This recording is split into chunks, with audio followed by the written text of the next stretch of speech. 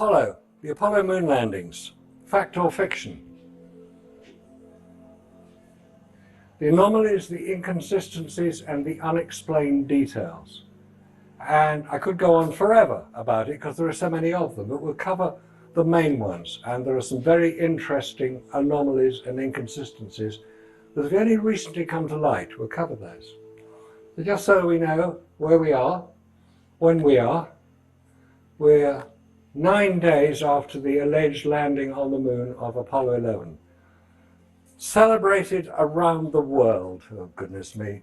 National Geographic have even republished their December 1969 issue.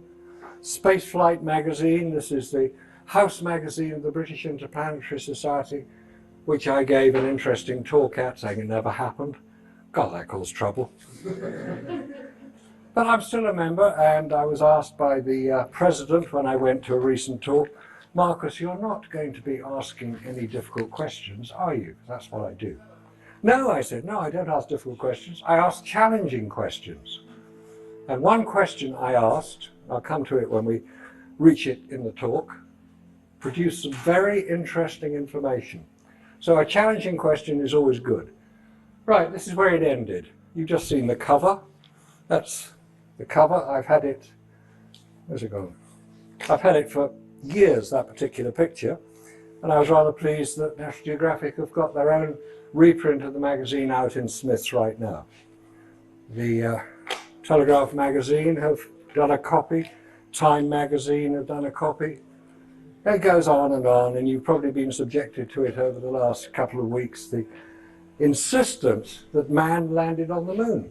We've got the film of Apollo 11, which I went to see in the IMAX cinema to get the full immersive experience.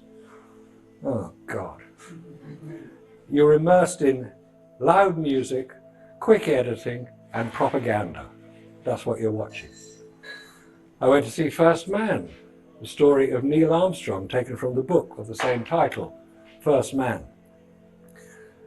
The book is interesting in that it recounts Armstrong's flying career. He's a very good pilot. It recounted his flying career in considerable detail, with a great deal of attention to the flights that he was involved with. He was also a Navy pilot in the Vietnam War. He had 55 kills to his name. He was asked to join NASA. He didn't apply for it. He asked to join NASA. Now here's a question. Where is Neil Armstrong died in 2012? Where is he buried? Where would you expect him to be buried? An American hero. Arlington National Cemetery, possibly, where presidents get buried, American heroes get buried, Charles Lindbergh, for instance. No, Armstrong is buried at sea off the coast of Florida because he didn't want a fuss made. He's a naval pilot, so legitimately he could request a burial at sea. But it seems a bit strange. It does to me. I'm forever finding strange things to do with Apollo. Let's go back to the beginning. This is where it all started. In 1961, President John Kennedy had been president for just 4 months at this point. And here is Yuri Gagarin, that's Nikita Khrushchev. Yuri Gagarin had allegedly been the first man in orbit. Whether he was or not, it doesn't really matter. Everybody believed he was. So John Kennedy had to do something about it. Hence the famous speech, we'll land a man on the moon before the decade is out and return him safely to the Earth. At that time, the only American who had been into space was Alan Shepard. He'd gone up 100 miles and come straight down again. They didn't know they could do it. It was a big mystery. Kennedy had made it a political announcement. It wasn't scientific. You have to put Apollo into the context of its time. The space race, which was an invention of the media, it sells newspapers and magazines, as we've seen. The Cuban Missile Crisis came along in 1962, October 1962. A year later, John Kennedy is killed. Whoops. The Vietnam War, following Kennedy's death, was ramping up. The year after he was killed, the increase in the American troops into Vietnam was started, and by the time it had finished, 10 years later, 58,000 Americans were dead, 3 million Vietnamese were dead. Hundreds of square miles of the country were devastated by Agent Orange, which is defoliant. We're still seeing the effects of that on the Vietnamese side. That is the price you pay for incompetence. Why was the Vietnam War started? What was it about? Nobody actually could tell you what it was about. The domino theory is the favourite thing. If Vietnam falls to communism, Laos will, Cambodia will, Thailand will.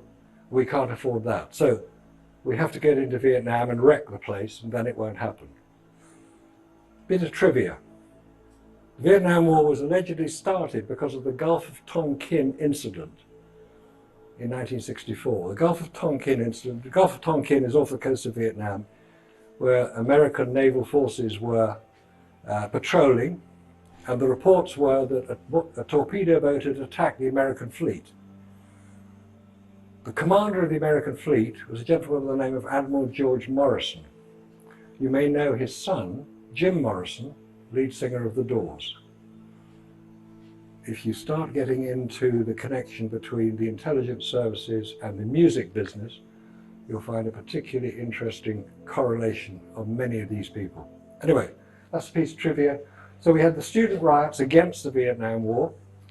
People were being killed, shot, real bullets.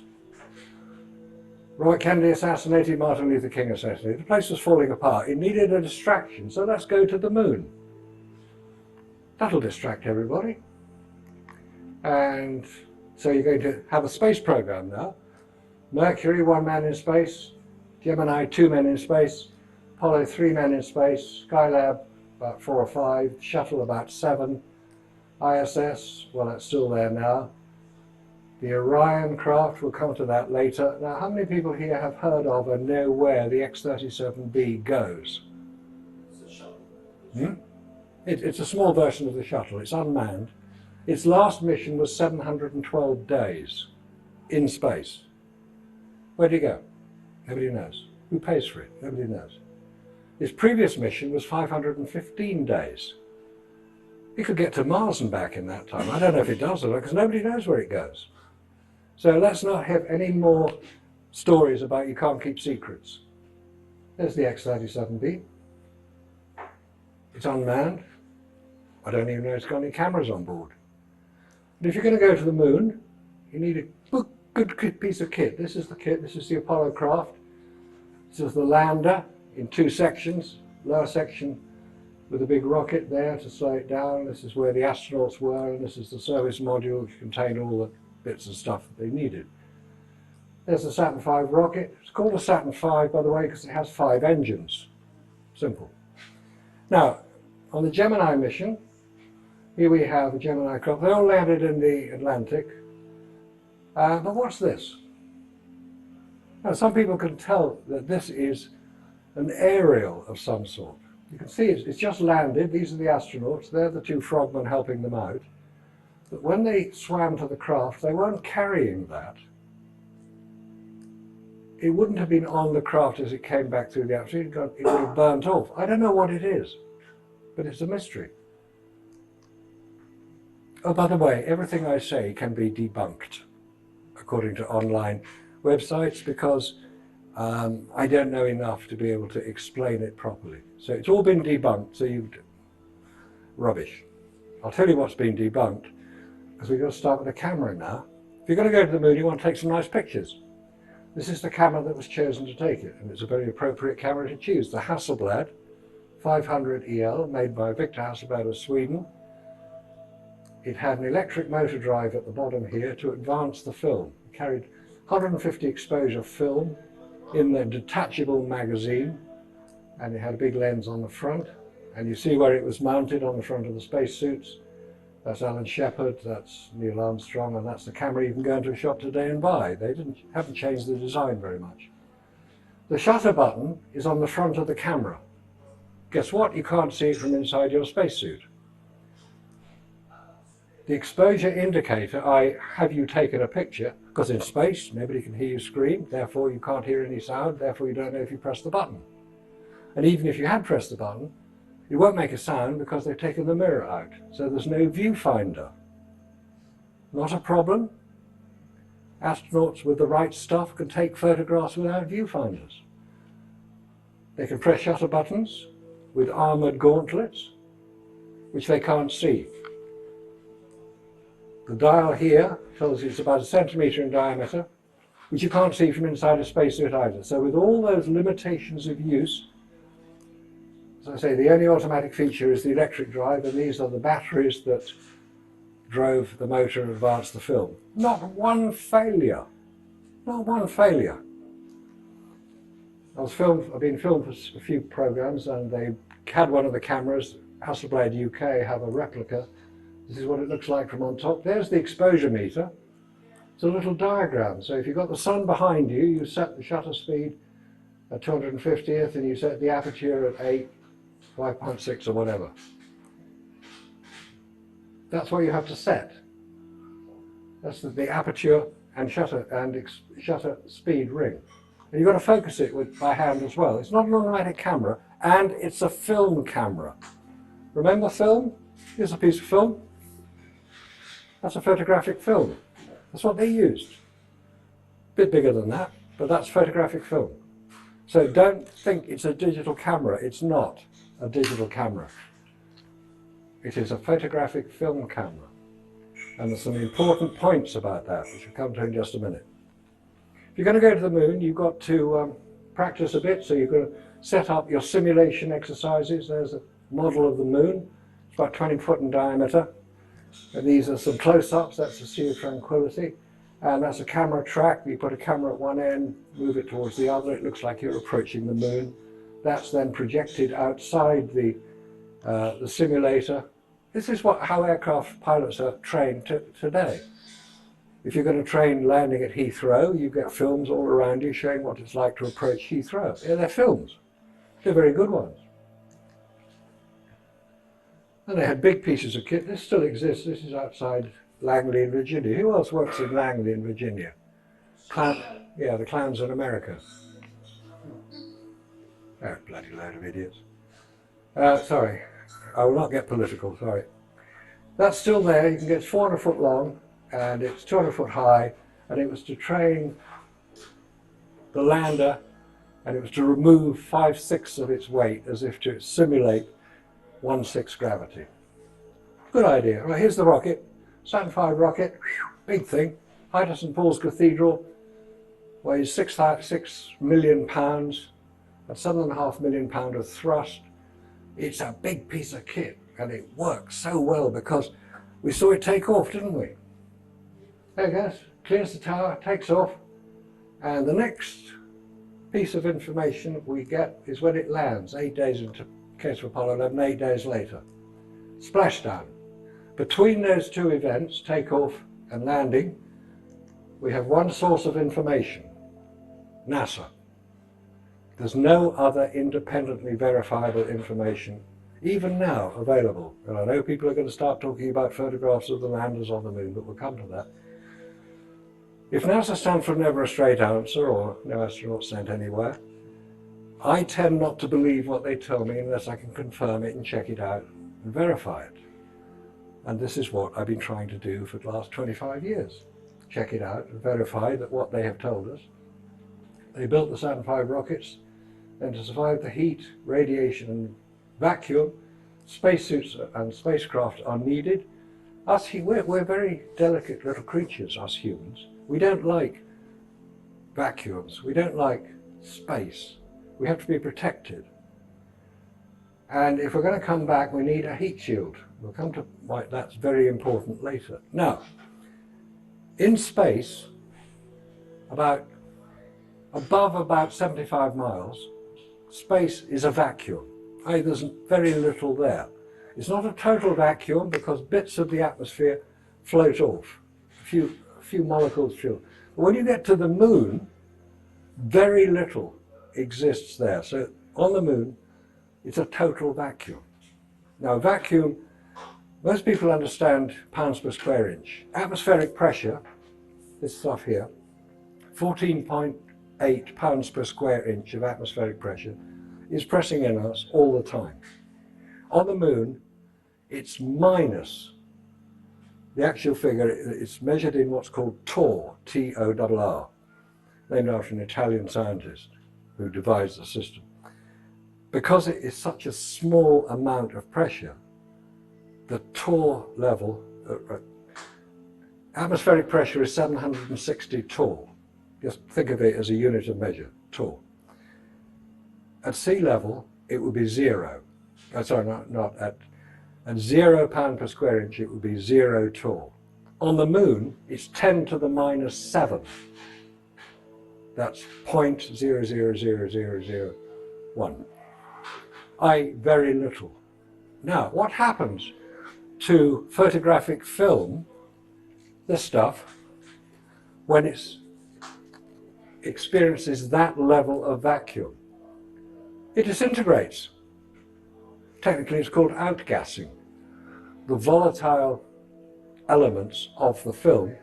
The photographic film is an emulsion which started life as a liquid. It's coated onto a plastic backing. It's light sensitive, so when you've taken your picture you can develop it. But in the vacuum of space, photographic film disintegrates. How do we know this? 2 craft were designed, one to go to the moon and one to go to photograph Earth. The one that went to the moon was called the Lunar Orbiter, not to be confused with the Lunar Reconnaissance Orbiter. The Lunar Orbiter was sent to the moon in 1966 to photograph special landing sites that had no rocks or craters where Apollo landers could go. That was what was there were 5 of them. They orbited the moon, photographing the surface in considerable detail, down to about 2 foot not per pixel because that comes later. Anyway, they could photograph in considerable detail from a height of about 30 miles as it orbited the moon. And it photographed it using photographic film which was developed on board the spacecraft using a type of Polaroid system where film could be processed in situ. But in order to ensure the integrity of the film, they had to pressurize the container in which the camera and the film were contained to 1.5 pound per square inch. Or another way of putting it is 0.1 bar. Below that, the film disintegrates. The Hexagon spy satellite, launched in 1969 to 1971, used the same photographic equipment. And that was also pressurized to 1.5 pound per square inch. How do I know this? Because the guy who designed the camera gave a talk at the lovely old British Interplanetary Society, and I asked him that question, because he said, the film disintegrated. I said, will that apply to Apollo? Yes, he said, it does. That's the House magazine. You won't see it in here, by the way, because they don't like the questions I ask. I tend to embarrass them a little bit. But the camera equipment using photographic film, not digital, it's what's so important to differentiate the two, disintegrates in space.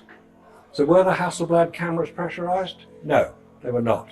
Therefore, the photographs allegedly taken on the lunar surface by the named astronauts, all 5,771 of the pictures, could not have been taken on the lunar surface. If anybody disagrees with that, because they've seen them published all over the place in magazines, we've got them all here. They're publishing all these photographs, but they don't explain about the problems. Telegraph magazine managed to do it as well. So if the photographs couldn't have been taken on the moon because the cameras wouldn't work, the film wouldn't work, where were they taken? Well, here on Earth, obviously, at the training and simulation exercises. Not a problem. Right, we're going off to the moon, so we've got to get through the radiation belts. Here they are. Quite pretty. Now, NASA have been asked about these famous radiation belts for so often that they've now come up with a special reason as to why they did not affect the astronauts. Because, get this, just so we know where we are, there's Florida, about there. When they launched, all the Apollo craft went due east across the Atlantic, subsequently across Africa. and more or less on an equatorial orbit around Earth. No, NASA now say, they didn't go on an equatorial orbit. They went on a polar orbit where they could avoid the belts. Wow, it took them 40 odd years to work that one out. And that's what they say now. If you ask them, how do you get around the radiation belts? We avoided them by going on a polar. You can't go on a polar orbit launching from Florida across the Atlantic. You can't just turn left in your spacecraft. It doesn't work that way. You have to launch in the direction you want the orbit to go in. Of course you can do a polar orbit. Spy satellites go into polar orbits. And they're usually launched from Edwards Air Force Base on the Californian coast. But Apollo didn't. Apollo was launched across the Atlantic. Elon Musk has managed to find one of the Apollo 11 engines, and he's salvaged it. It's on display in Seattle. But they can't reverse engineer it. Oh no. Okay, let's get to the moon. Here we go. Lovely picture. There's Earth. We know it's Earth because it's blue. And this isn't. So that must be the moon. That must be Earth. Wonderful, isn't it? That was the photograph that started the whole environmental movement, because we have this fragile blue marble floating in the velvet blackness of space. We must protect our planet. It's a pity we keep bombing people. This is the craft in which they landed. This is the interior of the Apollo 11. Look at the hand controls. This is what Armstrong took over control of the craft using. The throttle controls and the little dials here and the switches here, buttons there, and in the middle here, we'll see it in a minute, there's a computer pad between them, a disky keypad. It's a 10-numbered keypad into which they could put in commands. And this is the famous computer that didn't need a memory. It could do everything by magic. And here are our heroes. This is Armstrong, this is Aldrin. And if you've heard the descent onto the lunar surface, you'll hear Aldrin's voice. And Armstrong is manually controlling this. Is he wearing a spacesuit? Well, of course he is. You can hear him. There's a 10,000-pound thrust rocket just below him. And 10,000-pound thrust rockets tend to make a bit of a racket. Well, not in space, I hear you say. No, not in space. But if he was not wearing his spacesuit, this would have been pressurized with an atmosphere, in which case you would have heard him.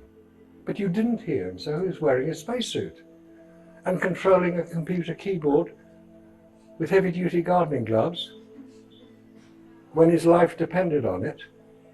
Would you operate a computer keyboard with heavy-duty gardening gloves if your life depended on it? Probably not. But they had the right stuff, so they could. Now we have dear Buzz. You know why he's called Buzz?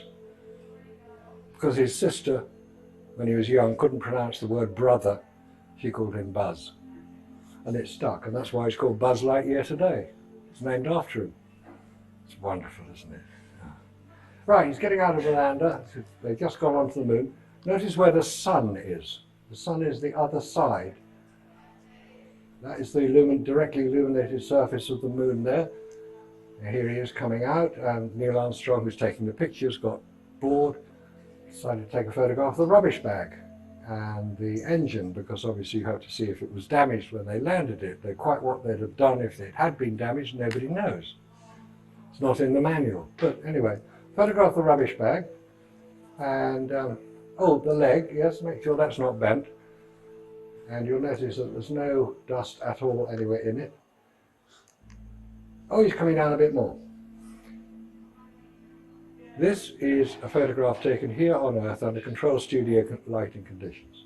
Now, I've been saying that for 25 years and nobody has contradicted me. Because they can't. It's not possible to say that that was taken on the moon. We know the film weren't recorded, because that will destroy it.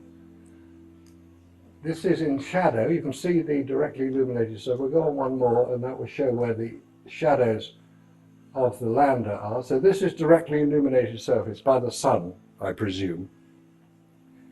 It may not be, but we'll assume it's the sun for the moment. And it's not overexposed.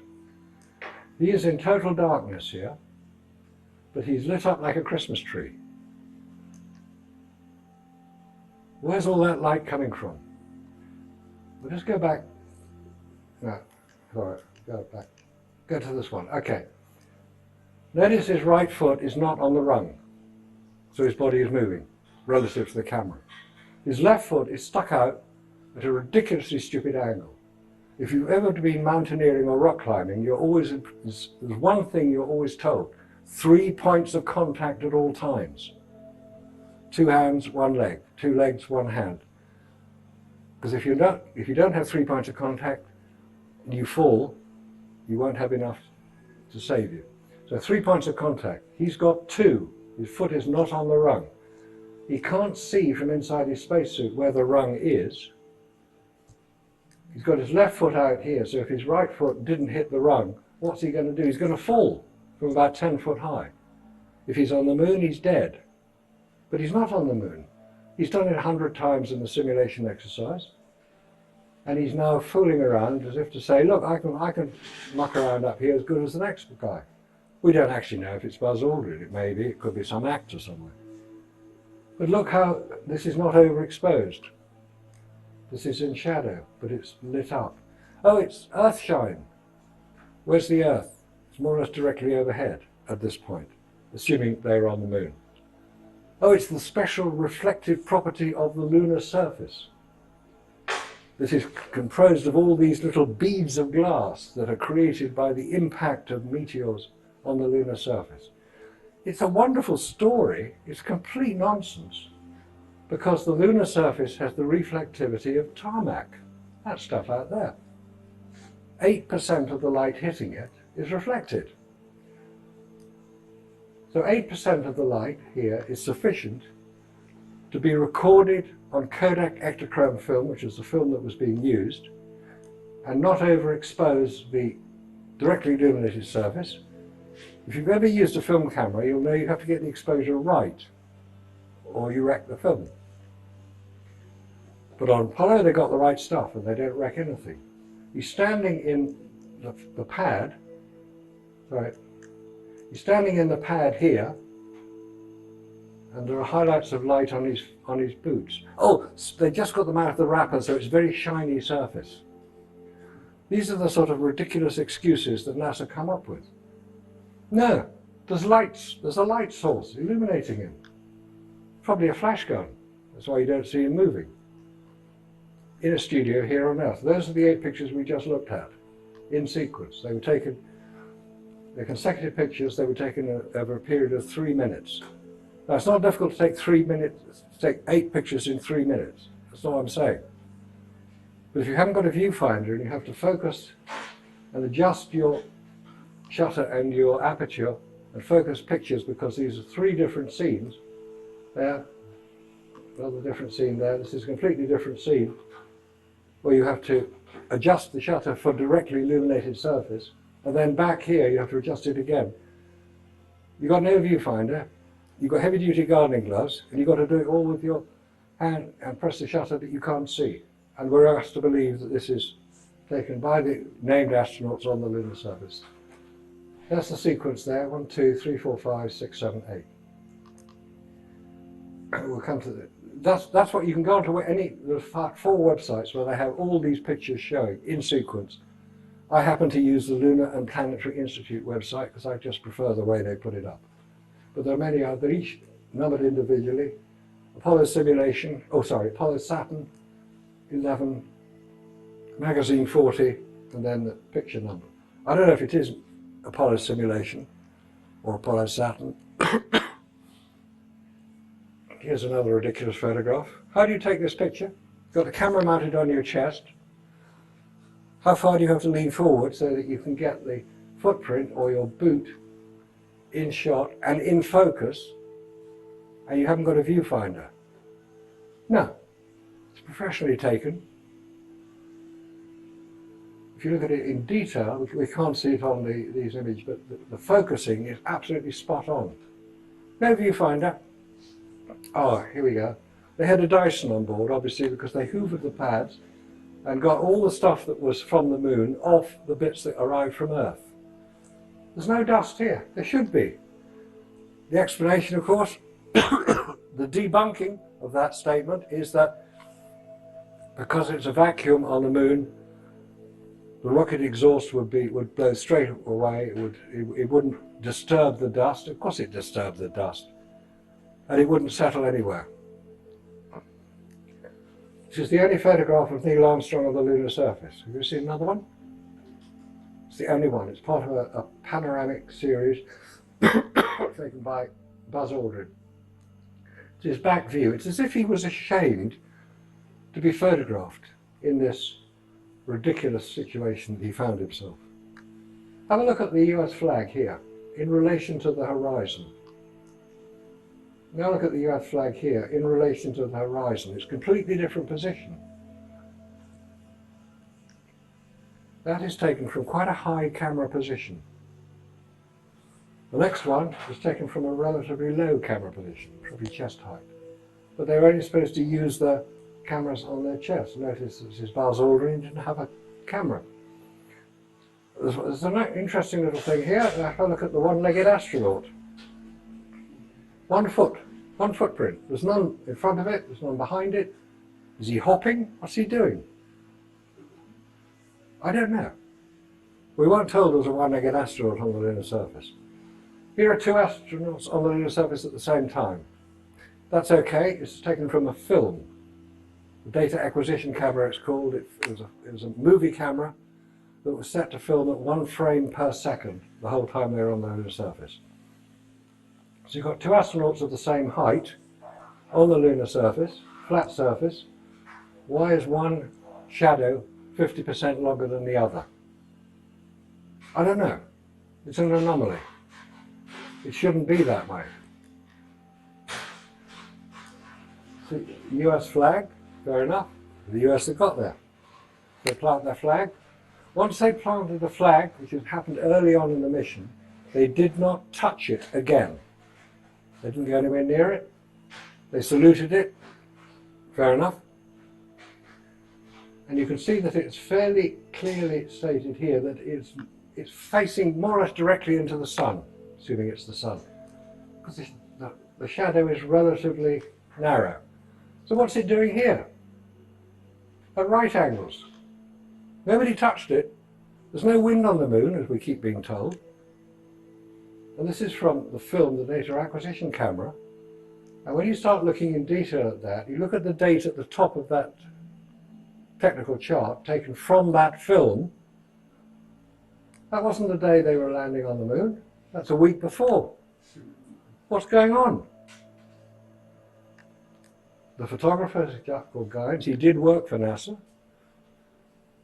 So did an inspector called Jones. These are the technical details about the particular film.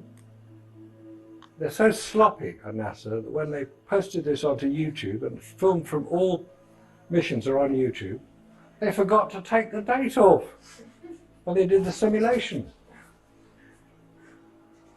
This is the same date but a different magazine. Put them together. Camera serial number is the same. Magazine serial number is different. Lens serial number is the same. Exposure is the same. Same people involved.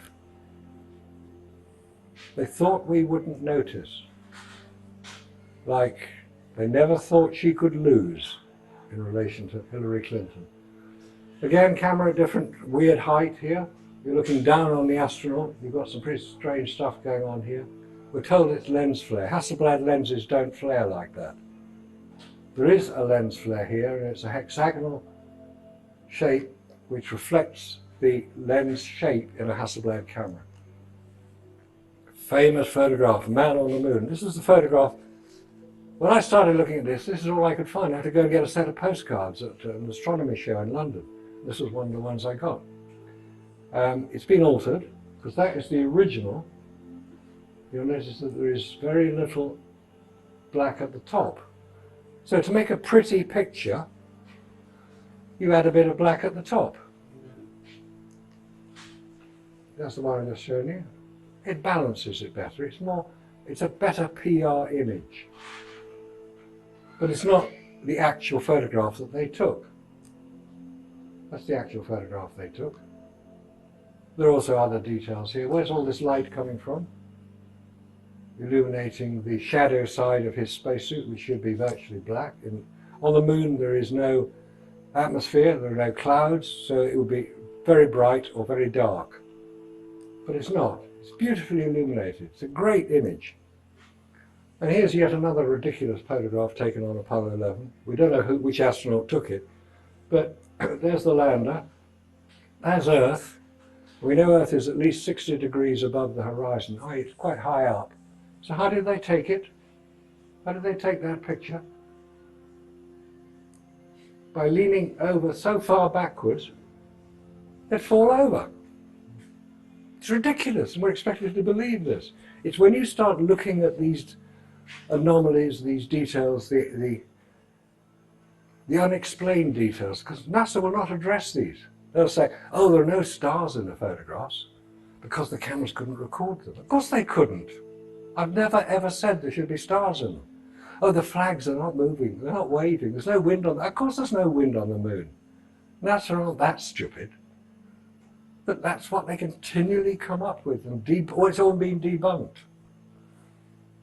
So why is our heroes here, Armstrong, Aldrin, it's the highlight of light in Armstrong's eyes. Now that is an artifact of a flash gun on a camera. Look at any paparazzi photograph and you will see a highlight of light in both eyes. It's an artifact of having a flash gun on a camera. This was taken during the simulation exercises here on Earth by a professional photographer recording the event. But the description for this is that it was taken in the lunar module after his moonwalk. It's a lie, and that's published in... That's why I put the photographs like that, because that was Neil Armstrong inside the lunar module as it rested on the lunar surface. No, he wasn't. He was at the simulation rig in Houston. Ditto Aldrin. Why are they lying all the time? Because they have to fabricate something that didn't happen. Now, moving on to Apollo 12, is Al Bean coming down the ladder. And he said when he got to the bottom, it may have been a small step for Neil, but it's a giant leap for me. I think he was trying to be funny. But the retouching is so bad that you can see, it doesn't show up very clear here, but this has been blacked out. The original was much lighter, it's been blacked out, i.e. it's been faked. There's another sequence of 8 photographs taken on Apollo 12. This is Al Bean. He's the guy who didn't know if he'd been through the Van Allen radiation belts when interviewed by Bart Sibrel. Well, he said, oh well, when he was told that they were 1,000 miles above the Earth's surface, he said, oh well, we must have been through them, but we didn't notice anything. 8 photographs in sequence. Same photographer, same subject. Why is the horizon so different? Sorry. Why is the horizon on one image here through his chest and the other image here rather artfully through his visor? That's the photograph you'll see quite often. It's a clever photograph, I'll give them that. But it's not real, it wasn't taken on the moon. Here is a camera that is attached to his chest, taken by another camera attached to the other Pete Conrad's chest. You should be looking straight into the camera lens. You're not. You're looking down on it. Because it was taken by a photographer up here. It's not rocket science, It's not rocket science to identify these problems. It's just that people don't want to accept that they have been fooled. As Mark Twain said, it is easier to fool somebody than persuade them that they have been fooled. You're looking straight into the camera here, but you're not here. And what's all this going on in the background? I know, it's E.T. coming along and saying, well, who the hell are these people? Who gave them permission to land? Get off! Take your rocks, take your flag, go. Don't come back. We obeyed them, we haven't been back. That's just showing the crosshairs on the film are in the wrong place up here. It's a bit technical. They shouldn't be as close together as that, but they are. And here's strange shadow angles. There's the photographer with the sun behind him, so what's the shadow of the surveyor unmanned craft that landed a couple of years earlier? What's it doing going in a completely different direction? And then you got this ridiculous picture here. This is from Apollo 17. There's an astronaut, doesn't matter who it is. But what's this shadow doing going at that angle compared to this angle? You get the sun, it doesn't work that way. The shadow not on the left, the shadow's going the opposite way. Yep. Sorry. Hang on. Yep. The shadow's here. It's a weird picture, that one. Can anybody explain it? The shadow's there, quite different. Shadow. It shouldn't be like that. It really shouldn't.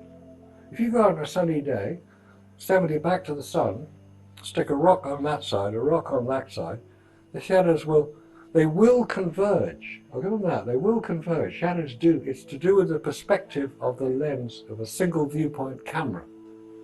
We have stereoscopic vision because we have two eyes. So we automatically adjust for that sort of offset, but cameras don't have stereoscopic vision. They have monoscopic, they have one viewpoint. This would show a completely highly illuminated surface of the Apollo 14 craft when the sun is, you can see where the sun is, behind it. Oh, come on, that's just not the way photographs work. Now, let's have a look here. This is Apollo 14 again. Look where the flag is. I'm going to switch it over like that, so we've still got the flag there. And this is the photograph of the same scene. Who took it? There's two astronauts on the lunar surface. Only ever two astronauts on the lunar. Who took the photograph? They didn't have a timer on the camera, didn't have a tripod to put it on. It's a montage. It's assembled out of 5 different images. Notice the flag has gone over. It's the golf shot from Alan Shepard's biography called Moonshot, alluding to the fact that he had a golf club and hit a golf ball. Have you ever seen a golf ball in motion across the screen? You'll see it coming towards you, you won't see it going across the screen, it goes too fast. But they got the photograph all wrong. It is a photograph, there are crosshairs. There's one there. And when NASA had it on display in the Kennedy Space Center, at about this size, very proud of it they were, because Alan Shepard's quite a senior astronaut, and we raised the query and said, please could you explain, Mr. NASA, where you got the parts of this photograph, because we know it's a composite. They took it down. It hasn't been seen since. That's the video image of the same picture. What they tried to copy, not very well, because they even got the flag round the wrong way. Moving on to Apollo 15, this is the landing site, Mount Hadley. Mount Hadley there, Mount Hadley Delta. Mount Hadley Delta is about 13,000 foot high.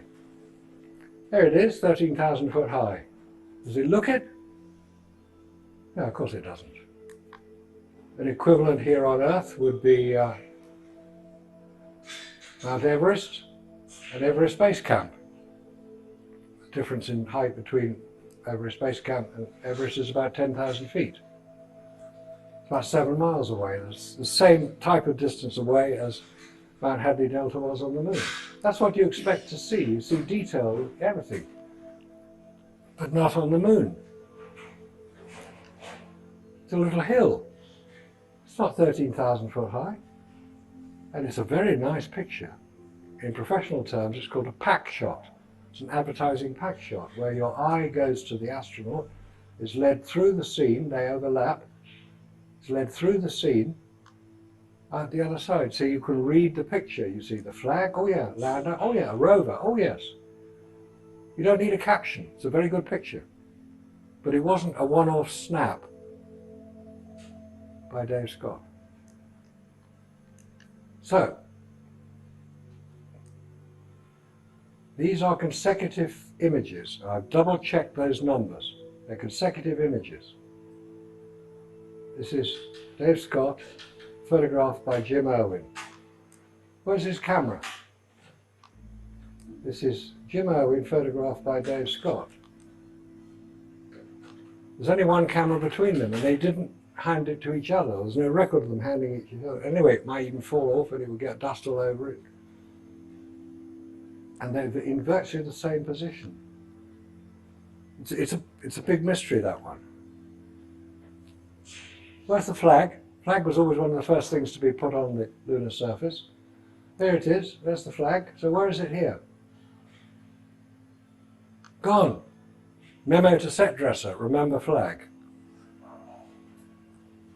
Because that's all it can be. The set dresser got it wrong.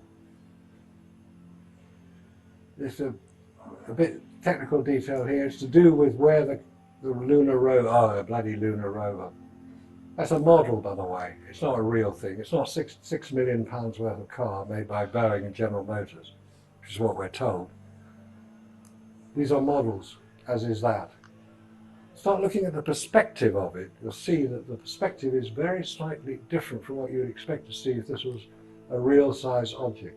These are mannequins. If you see the lunar rover in action, it's a radio controlled model. Now, one of the objections to some of what I'm saying will be, well, surely the Russians would have blown the whistle if they'd suspected that this was being faked. Yes, that's a reasonable statement to make. But the Russians only had as much access to the information as you and I did at the time. I'm old enough to have been around when this was supposed to be happening. Because NASA made it public.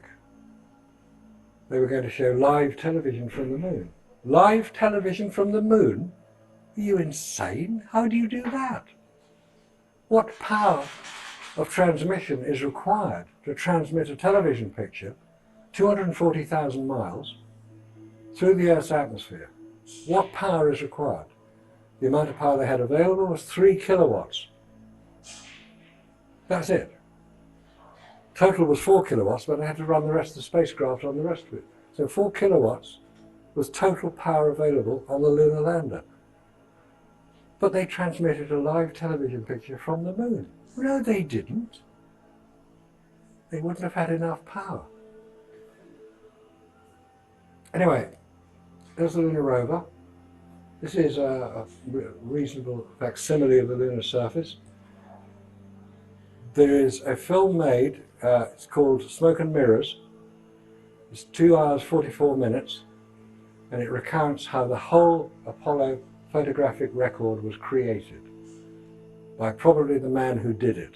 The trouble is, the man who did it narrates the film, and you can't hear what he's saying because he's disguising his voice. He doesn't want to be identified. Somebody has taken that film, Smoke and Mirrors, it's called MB Enhanced, and it records, it subtitles the narration. If you go onto YouTube, you won't find it. It's been removed because it identifies how the whole thing was done. People have archived the film. There are websites you can go to see it. It's worth going on to. The guy who wrote this book, The Apollo Moon Hoax, how did they do it? Discusses it in there. This book was published 4 days ago. It's on Amazon. Trevor Weaver is the author's name. And this one, The Apollo Moon Missions, Hiding a Hoax in Plain Sight. Randy Walsh, he's a pilot, so he knows about navigation over distance. NASA is now being exposed in some detail. Anyway, back to the rover. This is a model. On our list, I'll show you these pictures at the websites at the end. If you go onto that, there's a very interesting and technical article written by a Russian filmmaker describing how it was done in using models. Because he used models. Hollywood uses models. If you've ever seen the film Back to the Future, they're models. They're not real cars. Some are real cars. Most of the action shots are models. This is Apollo 17, that's where they landed here. There's the lunar command module. Right, this is a question for the astronomers present. This is Apollo 11. This is the landing site. that's a shadow of one of the reaction control rockets on the lander. It's not a shadow. That's the terminator, the difference between light and dark. So on Apollo 11, we get a terminator. On Apollo 17, we don't get a terminator. Why not? The moon is the same size on Apollo 17 as it is on Apollo 11. The sun angle is about the same. Shadow lengths indicate where the sun angle is. Why is there no terminator? Because they forgot. They were filming it from a model.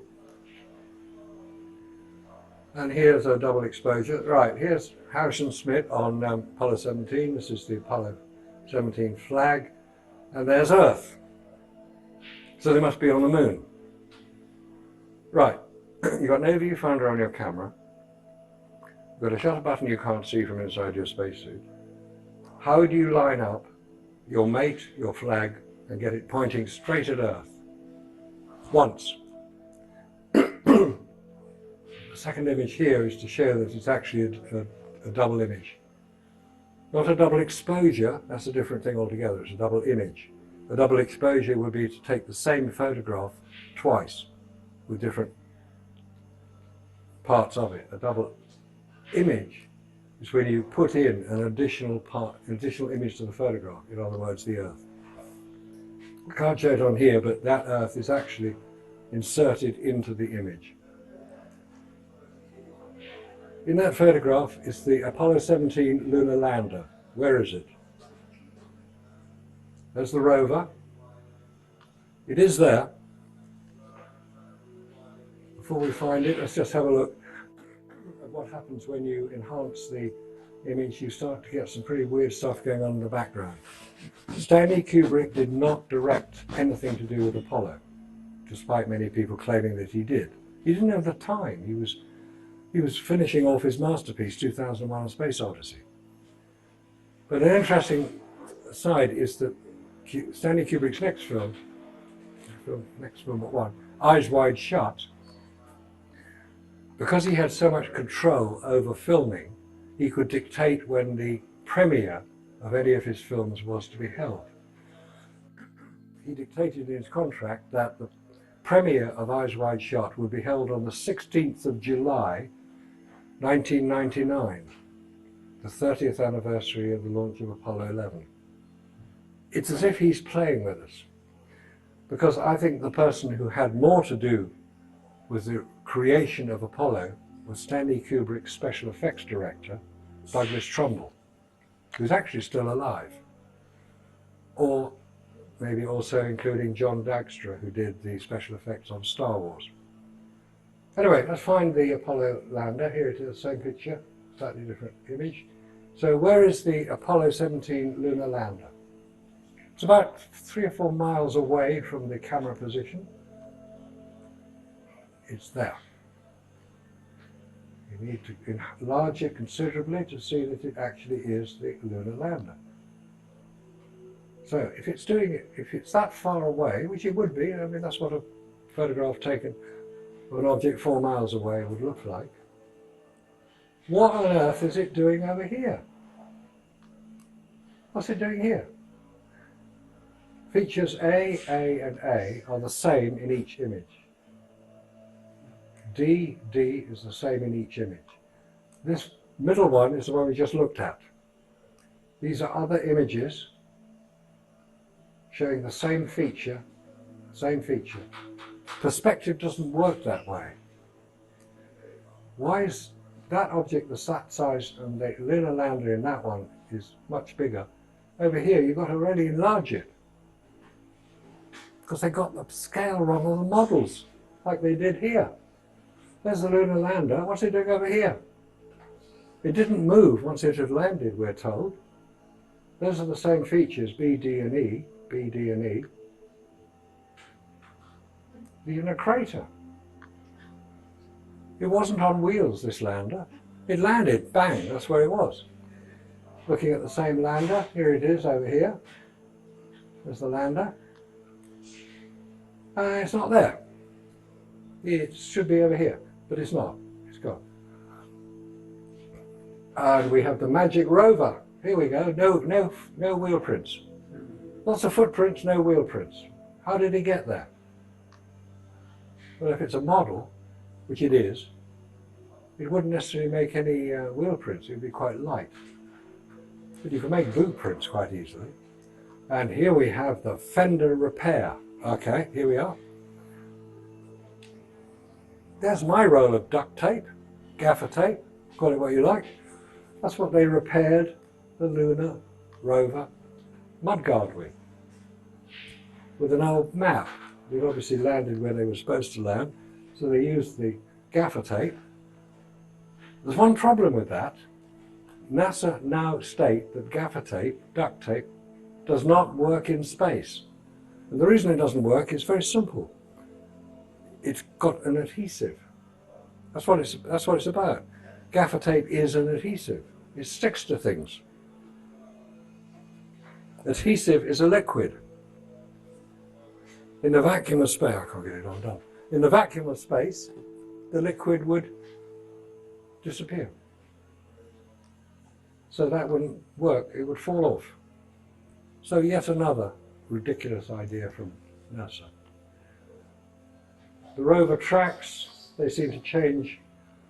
On the same row of film we have them here as herringbone pattern. A few images earlier we have them as straight. They only had one rover on the lunar surface. Oh dear, now we've got to get off the moon. Top half of the lander here is going to leap up as if on a bungee rope, and it's going to fire its 4,500 pound thrust rocket to get it up there. Where did the exhaust go? The rocket is under here.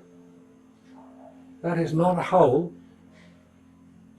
That is just to fit the exhaust channel. There's nowhere for the exhaust to go. You can't fire a rocket and have nowhere for the exhaust to go without frying the astronauts in the ascent stage.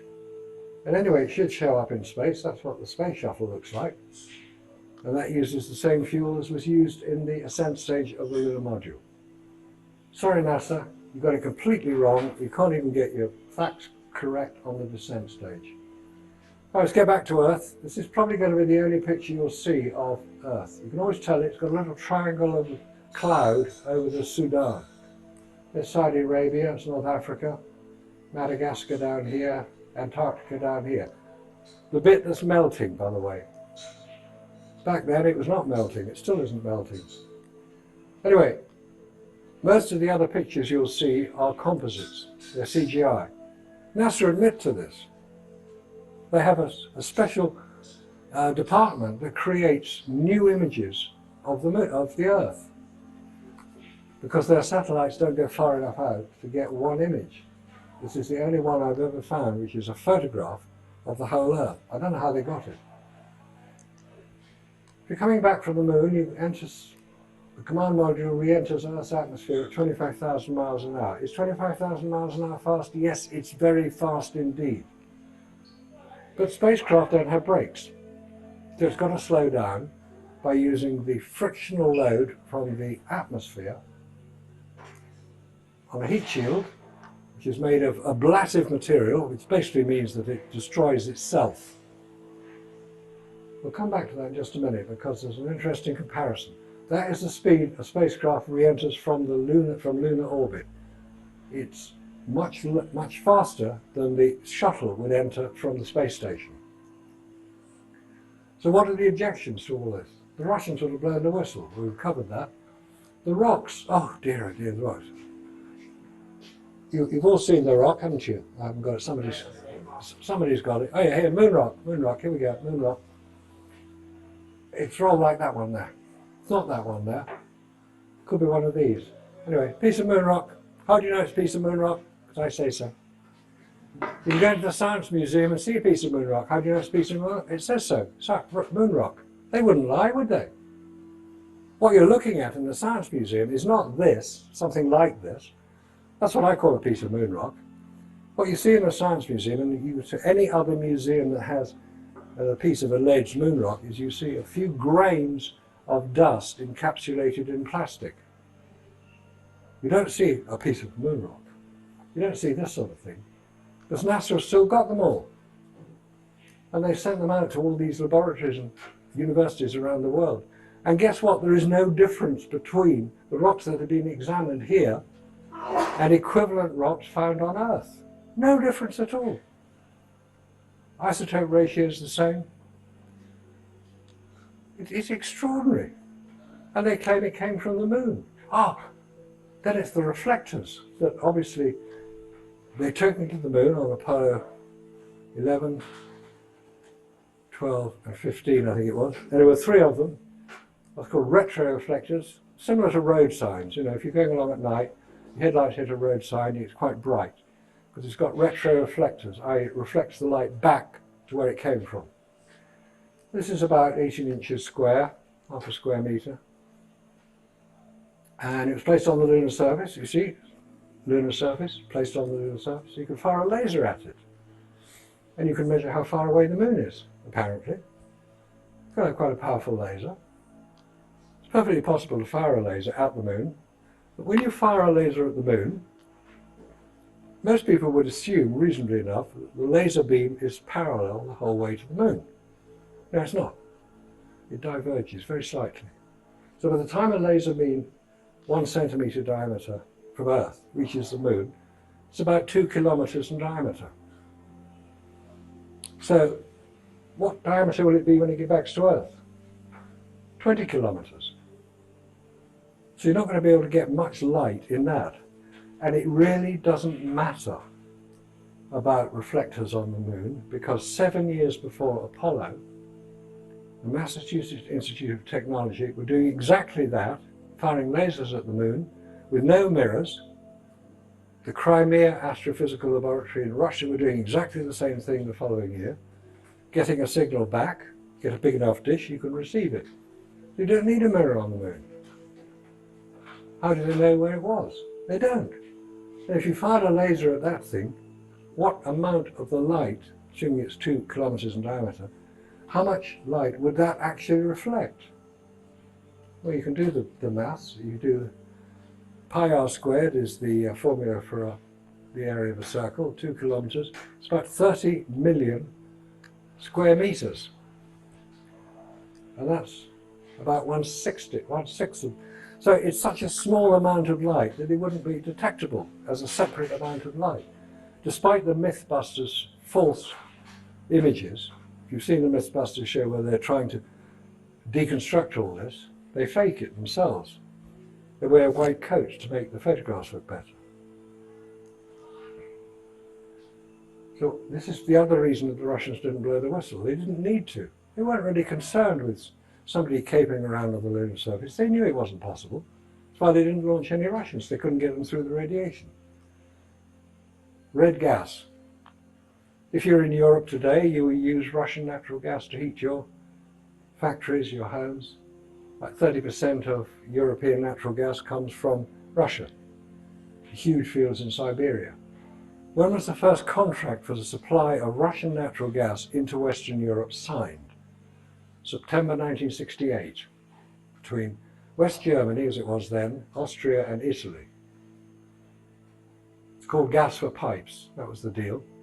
Russia would supply the gas, West Germany would build the pipes, 2,000 kilometres of pipes, 4 foot in diameter.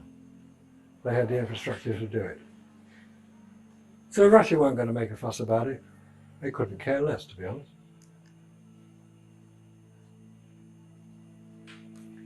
This is what's causing all the fuss today. It's called Nord Stream 2, which is the second pipeline under the Baltic coming out of St. Petersburg into northern Germany, spreading out there through the distribution centres. Some of it comes to Britain, not much.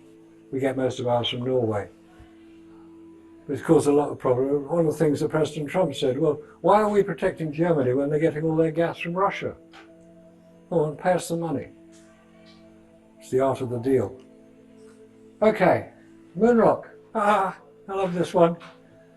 The Rijksmuseum in Holland, Holland's National Museum, had a display of space memorabilia, one of which was a piece of moon rock, presented with the compliments The compliments of the Ambassador of the United States of America, J. William Middeldorf II, to commemorate the visit to the Netherlands of the Apollo 11 astronauts Neil Armstrong, Michael Collins, Buzz Aldrin.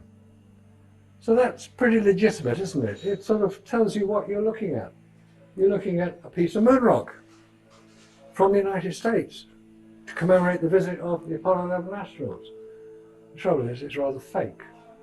Despite the amused reporting that was going on, the reason it's fake, the story is fake, is because this was discovered to be a piece of petrified wood. When geologists examined it after the Rijksmuseum took the exhibits down, geologists said, "Could we have a look at the piece of moon rock, please?" And they said, "Yeah, go ahead." Piece of petrified wood. It is known that no Apollo 11 astronaut presented any country or any politician of any country with a piece of moon rock. They presented them with a photograph, a signed photograph.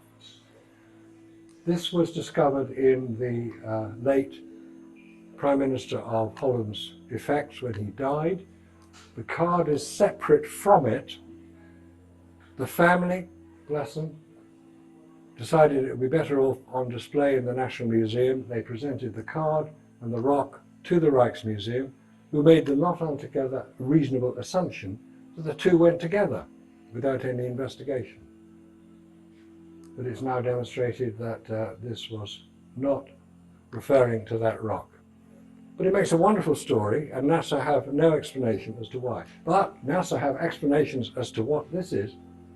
You can tell they do because they put such a whacking great arrow on it that you know exactly what you're looking at. Apollo 11, 15, 16, 17, 14. Big arrow pointing to something. We're meant to assume that these are the lunar landers. How do we know? NASA tells us. Never a straight answer. So when they get up to Apollo 12 here, Apollo Lunar Surface Experimental Package, Intrepid is the name of the descent stage of the lunar. Look how big it is. Look how big. It's huge, isn't it? You can really see a lot of detail in that. That's the Surveyor 3. That was the one we saw a picture of earlier with a strange angle. That's the crater name. Another crater, crater, crater. And this will point to the astronauts' footprints on the lunar surface. So because you can see astronauts' footprints on the lunar surface, you assume you're looking at artifacts left there by astronauts on the Apollo missions. No, you're not. You're looking at photoshopped images. Why is it in black and white? This is taken in 2009. We're told that the camera that was used, the telephoto lens on that camera, could identify an object of 0.41 meters, a pixel of 0.41 meters. That is the same resolution as the camera that took this photograph. It's the London Eye, where you can see individual cars on the London Eye. You can see cars parked in the car park here, and in greater detail you can see some cars even have sunroofs, so you know which way they're pointing. You can see individual people on the pavements here. This photograph was taken by an orbiting satellite called GeoEye-1, orbiting 460 miles above the Earth's surface, photographing through the dust and pollution of the atmosphere. This photograph was taken 12 miles above the lunar surface through the vacuum of space. And we're expected to believe that that's the best they can do. I really do not believe it. I'm not persuaded by it. I think that we are being misled by false images. These landers are about 20 foot across. They're the height of this room. That was about 6 foot high. Seems to be casting a very strange shaped shadow. It's a fake. In my view, that is a fake image with lots of lettering so that we're persuaded that, because we want to believe it. We all want to believe it. I want to believe it. I watch the damn things live at 3:30 in the morning in London. I want to believe it. But I want to believe the truth. I don't want to believe the fabrication. You know, check Google Maps for your own house and see if you can see the car outside it. Of course you can. Probably see it in 3 dimensions if you want to. This was taken by the Lunar Orbiter in 1966. This is Copernicus crater. Slightly to the left of centre if you look on the lunar surface. This is meteor crater here on Earth, and that's what happens when you fire a nuclear bomb off underground. You get a crater looking rather like that. This was taken by the Lunar Orbiter, 1966, and it basically shows an object moving across the lunar surface. There's another one here, it's not quite so clear, but there's an object at the end there. I don't know what they are, but when I heard about the Lunar Reconnaissance Orbiter photographed the whole lunar surface again, I thought, well, it must, if that object is still there, it will appear in the photograph, and it does. It's a different sun angle. I don't know what it is. I don't know what I think it might be. It's certainly not a rolling rock, which is NASA's explanation, because no rock rolling across the lunar surface will leave a track as wide as the rock itself. If you roll a beach ball across sand, it'll be, the diameter of the track will be about half the width of the ball. It's about 40 foot wide, that object, whatever it is. Anyway, so we're going to come back to Earth. Here's the re-entry. Now, this is what Apollo 14 command module looks like. Anybody spot anything rather anomalous here? Anything strange? Something that probably shouldn't be there? It's not burnt. Yeah, it's not burnt. It's got handles all over it. These are aluminium handles. What temperature does aluminium melt at? 600 degrees centigrade. These are not put on there after it arrived back. There are photographs in flight of the Apollo command modules with aluminium handles. Why weren't they burnt off by the 5,000 degrees centigrade re-entry temperature? And why isn't it blackened? Why isn't it burnt as the Soyuz craft, when it re-enters the Earth's atmosphere, is burnt? This is the Orion craft. This is Apollo 2.0. This was launched in December 2014, the best part of 5 years ago. On one flight, went 3,600 miles out to come back, so it was only returning to Earth at 80% of lunar orbit return speed. Why is the whole craft covered in heat shield? This is taken from the space shuttle. The Apollo craft doesn't have it. The Orion craft has it. The reason the Orion craft has not flown since December 2014 is because the heat shield, the main heat shield under here, virtually failed. So why don't they just take the same formula that was used on Apollo and put it on there? They lost the formula. It's called AFCOT 5061. That's what you can see in the Science Museum in London. Notice the handles on Apollo 10. No handles on Orion. Lots of heat shield. Now, another problem is that says compression pad. When you have your command module, this thing, it sits on top of the service module. So it has to be attached to the service module. How is it attached? With steel bolts that go through the heat shield. That's why they're called compression pads. When the two separate, explosive bolts separate them, something has to fill the gap that was left by those attachments. There are 6 of them around the craft. Otherwise you'll get the same effect as happened on the Columbia space shuttle that burnt up as it came through the Earth's atmosphere. But Orion didn't burn up because the compression pads obviously worked. But the heat shield didn't. And this is what the effect will be when you have to maintain this fabricated story. This was 3 weeks after their landing because they were put in quarantine. I guess they brought any lunar germs back with them. Seeing as they hadn't gone to the moon, it's hard to know how they could have brought it. So they had to sit in quarantine. And this is the sort of demeanour that these people who've been to the moon have. It's pathetic.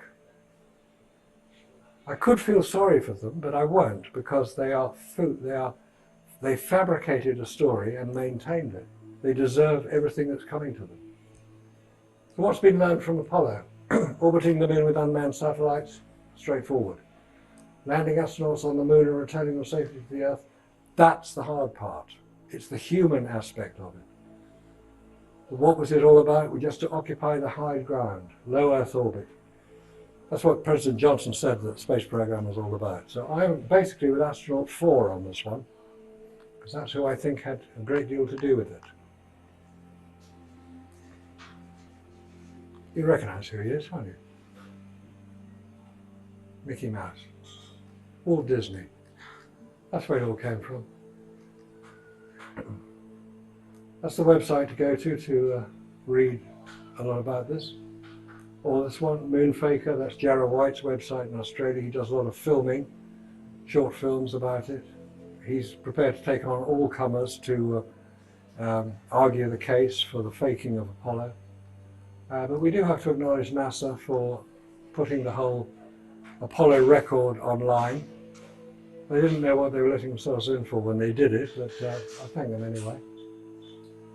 There are a lot of people writing books. I say there's several new books out now. Randy Walsh's book, Trevor Weaver's books. There's a lot of people doing it, so it's not going to go away, this story. I'm going to stand up, people invite me. Thanks, Neil, for inviting me.